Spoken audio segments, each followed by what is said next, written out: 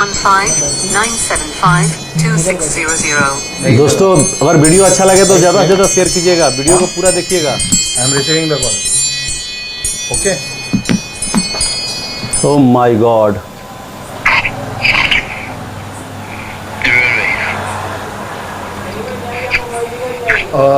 आपको इंट्रोड्यूस करवा देता हूँ। ये है, देखिएगा बहुत ही इंटरेस्टिंग वीडियो है। अल्पेश जी हैं, ये हमारे, इनका आपको पता होगा, इनके पास 102 सीट्स इनको दी गई है। 75 इनको करवाना है। 75 कितना हो पाएगा, मतलब आपको क्या लगता है? The number is between 60 to 75. We'll give you definite digit once we finalize this. 63 होंगे आपके यहाँ। 63 63 आप बोल रहे हो कि कंफर्म हो जाएगा? हाँ 63 कंफर्म होगा। बट 63 जो हम नाम देंगे वही ना? आप दे दो नाम। 105 में से मेरे पास 63 स्ट्रेट आउट एक्सेस है, लेकिन मेरे को वीवीपैट की मशीन की डिटेल्स चाहिए। तो आप 63 कौन से वो बता सकते हैं, ताकि हम उसमें से फिर अपना जो होगा वो निकाल के आपको ये कर देंगे। वो 63 कौन से सीट्स हैं? 63 मेरे पास एक्सेस तो पूरे 281 का है। आउट ऑफ 288 281 का पूरों का एक्सेस है, लेकिन कुछ एरिया ऐसा है जहाँ पे फ्रीक्वेंसी आइसोलेशन इम्पॉसिबल है, तो वहाँ आई डोंट थिंक उसको इनिशिएट करना भी it doesn't make sense to me. So इसका अगर 63 करते हैं तो 63 का क्या हमको ये बैठ जाएगा खर्चा? एस्टिमेटेड कॉस्ट क्या होगा? देखिए फिलहाल SS7 का टर्मिनल एक्सेस जो अभी राइट नाउ का आज के यानी 15 तक का लॉक इन है, वो पड़ रहा है करीब 6,72,000 चेंज में पड़ रहा है। 6,72,000 US dollar. 6,72,000। Okay, this is in rupee और dollar? This is in rupees? नहीं, ये US डॉलर में पड़ रहा है।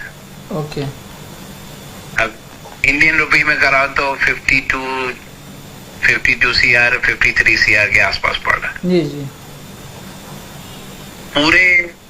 अगर पूरा क्लीन स्वीप मारना है तो you just need to increase the bandwidth, that's it.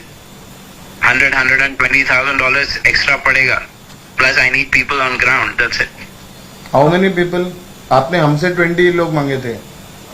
60 to 64 लोग चाहिए होंगे मेरे। 60 to 64 मतलब इनका क्या रोल होगा, या ये किस लिए, आप कैसे आपको हेल्प कर सकेंगे? Isolate the signal.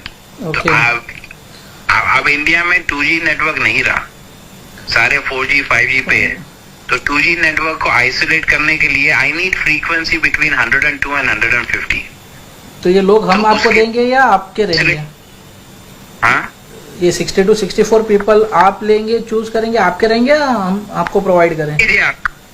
उसमें कुछ नहीं है। I need someone to carry a phone and access the application, a particular application which will scan the area and come up with that, okay, which frequency which we can isolate.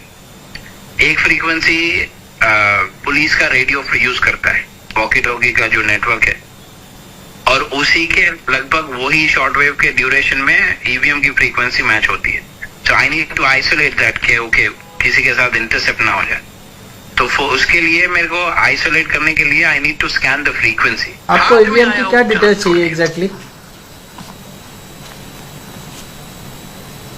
EVM की exactly क्या details चाहिए आपको? मैं तो provide करवाता हूँ। Randomisation के बाद कंट्रोल यूनिट, बैलेट यूनिट और वीवीपैट कौन से पोलिंग स्टेशन पे जाएगा, ओके, वो एक पीडीएफ में आता है। ओके। और उसके सीक्वेंस भी होता है। देखिए ईवीएम सबसे बड़ा जो चैलेंज है, कैंडिडेट सीक्वेंस आइडेंटिफिकेशन नंबर। हर पार्टी का एक यानी नेशनल पार्टी है, जैसे अब कांग्रेस है, तो कांग्रेस का सीक्वेंस शुरू होता है INNP से शुरू होता है, बीजेपी का INBP से शुरू होता है, रीजनल पार्टी है तो रीजनल पार्टी का अलग शुरू होता है। कैंडिडेट का उसके साथ सीक्वेंस जुड़ता है। कोई पोलिंग बूथ पे, यानी मान लीजिए 300 पोलिंग बूथ है, 300 पोलिंग बूथ में 50 पोलिंग बूथ पे वो कैंडिडेट 1 पे कांग्रेस रहेगा, 50 पोलिंग बूथ पे कैंडिडेट 2 कांग्रेस पे रहेगा। तो ये सीक्वेंस जो अलग हो रहा है, उससे दिक्कत ये आती है कि अगर मैं कैंडिडेट एक के ऊपर ही पूरा मारूं, और अगर एक कैंडिडेट के ऊपर अगर कांग्रेस 50 जगह है, 100 जगह नहीं है, समझ गया, तो मेरे हाथ से जो है बीजेपी जीत जाएगी। समझ गया। तो ये चाहता मैं, अगर मेरे पास वीवीपैट की डिटेल्स है तो ओके, आई नो कि भाई ये वीवीपैट के अंदर बिट सीक्वेंस कौन सा है, कौन से बटन के ऊपर कौन से कैंडिडेट का सिंबल लगा हुआ है, मुझे ये पता चल जाता है। At least I can read that. So मेरे को एग्जैक्टली वो फाइल रैंडमाइजेशन के बाद जो रिटर्निंग ऑफिसर से आप पूछो, रिटर्निंग ऑफिसर दे देता है। ये तो मुझे वो फाइल चाहिए। डिटेल्स मिलने के बाद फिर आप किस तरह से करेंगे? इलेक्शन वोटिंग के दिन ही होगा या कैसे होगा और किस तरीके से होगा? मैं तो पहले ही प्री प्रोग्राम जितने हैं उसको फ्लिप कर देता हूँ। यहाँ पे प्री प्रोग्राम्ड है बीजेपी के फेवर में, मैं उसको ऑलरेडी फ्लिप करके रखता हूँ। लेकिन on the day of election वो जो ट्रांसमिशन शुरू करते हैं, मैं इसको इंटरसेप्ट कर लेता हूँ। मेरे पास से रिटर्न एक फाइल जाती है। और ये सिर्फ वोटिंग के दिन हो सकता है या जो बीच के 2 दिन है, जैसे 23 को काउंटिंग है तो 21-22 को पॉसिबल है कुछ?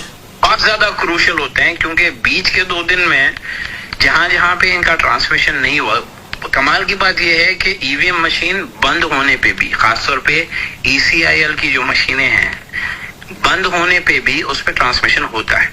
नो मैटर व्हाट, आप जैसे ही मशीन खुलेगी, नया अगर फाइल आ गई तो वो ट्रांसमिशन के अंदर